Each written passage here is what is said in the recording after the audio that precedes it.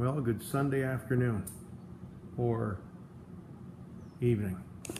Well, a little work on the rat rod today. I don't know if I videotaped this or not, but ooh, down on the knee. So I have the airbags in, and I've got to just figure out where I'm going to put the shocks. I believe I'm going to put them on the back side.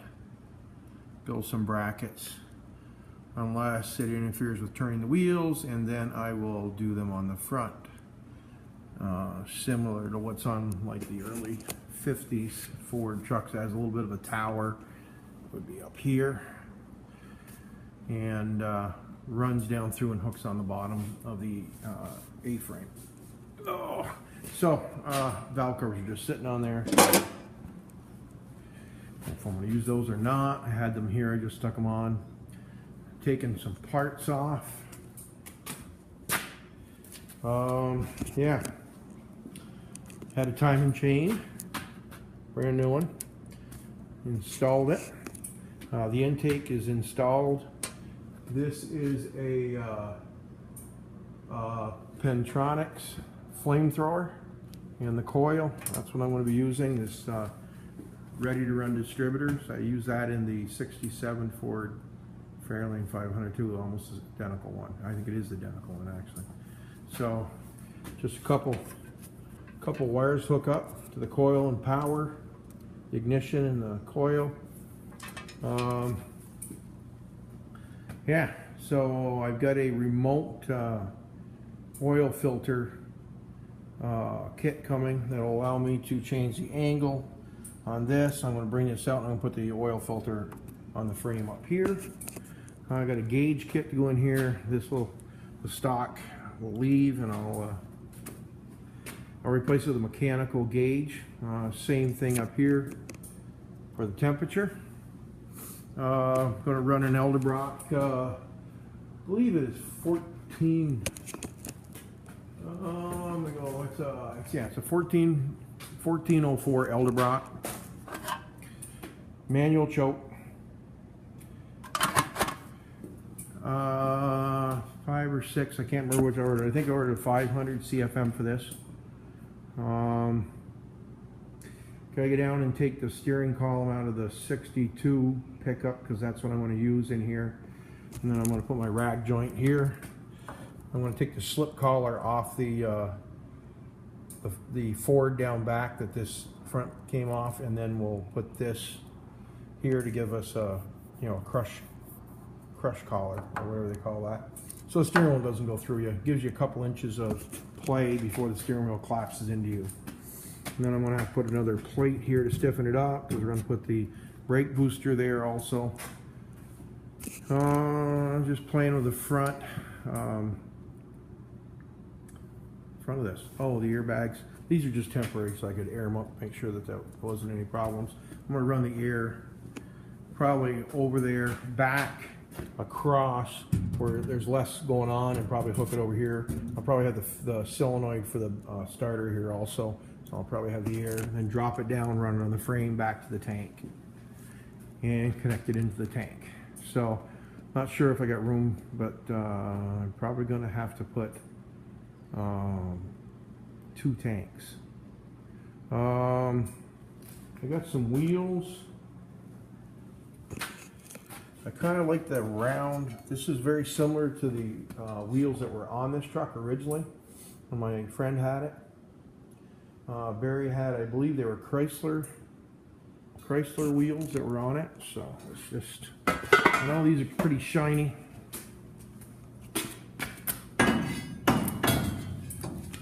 Yeah, I'm going to put you down for a second. Hang on. Here, you can look at the floor for a second. How's that?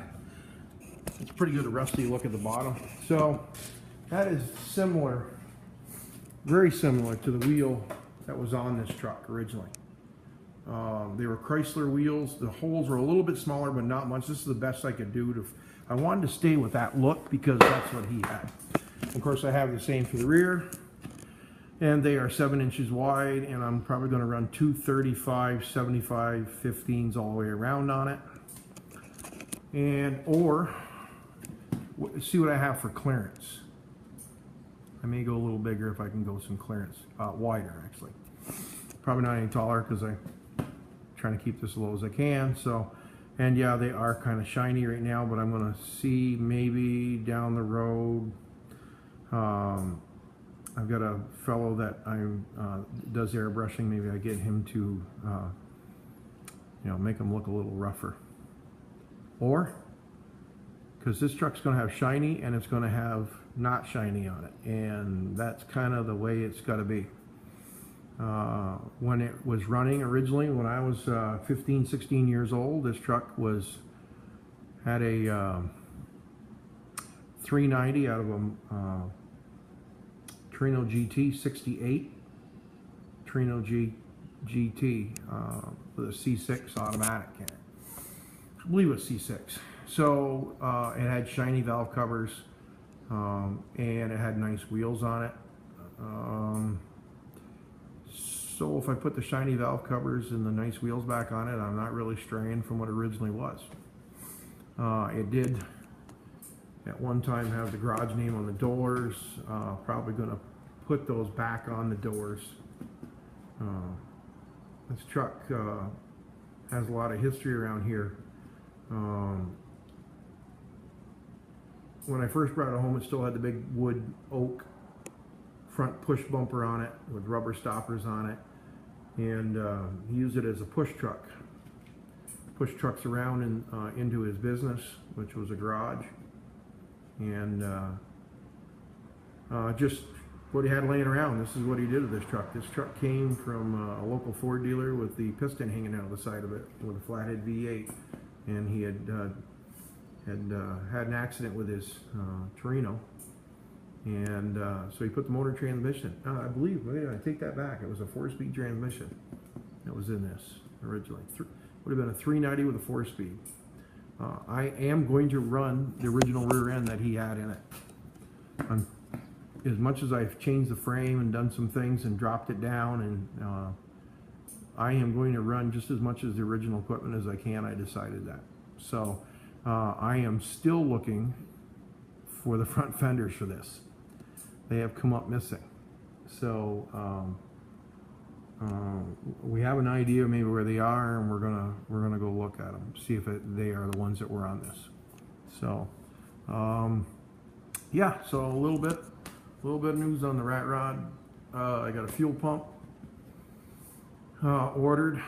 I'll run a regulator on it. I think these carburetors need about 5 or 6 pounds PSI on the fuel. So I'll get a regulator. I got a regulator coming from Summit, and trying to think whatever else I've got on it. But the airbags are in.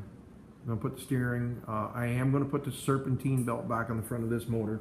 This is a 90, I believe a 94, coming out of a 94 F-150. So I am using the stock 94 engine. And the reason I decided to change the timing chain is because when I was taking the water pump off, a couple of the bolts broke, so I had to chase them. And the new water pump is right there.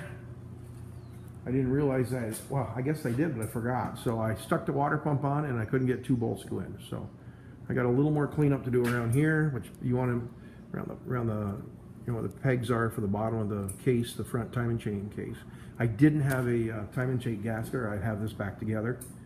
I thought I did, but I've got them for big blocks, and I got them for some other engines. But I usually garage sale that stuff. I find it and grab it. So, but I don't have one, so I'm gonna have to get one on order it Tuesday. You get it overnight. So new timing chain. I am gonna run electric fuel pump on it. It'll have power steering. I'll have a serpentine belt, more than likely all on one side. The power steering will be here. I'll use a couple idler pulleys and put the alternator. I'm going to use a 1-wire feed like I did on the Fairlane 500. So it'll be a 1-wire feed, Chevy style, but Ford alternator. The one wire powered up. I got some tires on a couple trucks down back. I'd saved the rims off. They got some pretty nice tires. They match. I'm probably going to put those on these rims just to see what we're doing. So as I get farther along, I'll do the front brakes, new calipers, brake lines.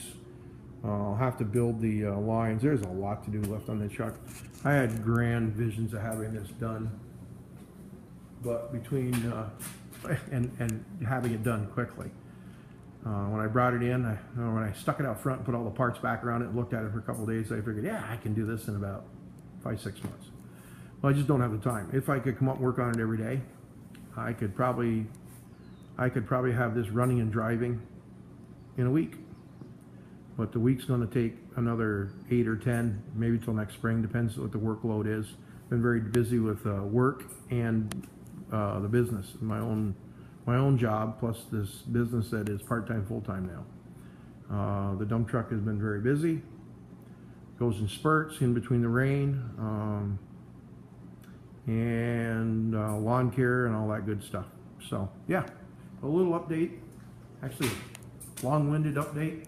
92's in. I got a little bit of a exhaust leak I got to track down, and I just want to check the timing on it because it got a little shimmy when it's idling. And that's where that is. I can't think of anything else. Oh yeah, all the shop lights and tools that I have, these are without a doubt, with the clamp on them, with a 75-watt bulb, is the best light you can get anywhere. They clamp anywhere. Of course, break a bulb once in a while, but it's working pretty good. I've got a few of those laying around, and I find myself using them all the time because the batteries go dead on the shop lights. They're all over here. I don't know if I plugged them back in yet or not. Well, here's one right here. These are expensive. I bought them from Napa. I bought them from, I've still got some pretty good light in it, but I bought them from everywhere, and they don't last. That, $6. Some light bulbs. I can put 2 on the truck. I use them in the truck, under trucks, all over the place. Everybody laughs at them, but you just got to deal with the lead cord, and sometimes that lead cord's a lot better than trying to wrestle it, trying to get a light to work when it's not going on, or stand up or hook to something. I know they make magnetic lights. I got one right over there, and you know, under the hood lights, I've got one of those, but I still like this. I'm not sure. Oh, I don't even know what I want to do for hubcaps on that. If I'm going to put a center in them, I may order some black centers. Just put some black centers in it. And I have 2 choices for tires. I've got 4 really good black walls down there, and then I have 4 other tires. I can't remember the name on them, but they're white lettered and they got really nice tread on them. Again, this truck had white lettered tires on it back in the mid 70s. From 71 through about 78, it sported L60s on the rear and G70s on the front, if I remember right. That's what was on it. So I'll shoot some more video when I have something worth saying. I haven't shot many videos, been kind of busy, and I get up here and I just want to get working, and I haven't been able to concentrate on making some videos. But I'll make some more videos. Hopefully in the next week I can fire that motor and we'll let it run a little bit, and then I got to fab some exhaust. I may change the manifolds if I have some Mustang GT shorties headers that were on a Mustang GT, and I may put those on there if they work out to run in the position I want them to. If not, I'll stick with the stock manifolds. This is not going to be a screaming demon or anything. We're just going to be just something to bang around in, like that one, the one in the other garage, and the Fairlane. Yeah, this is a sickness. Have a good night.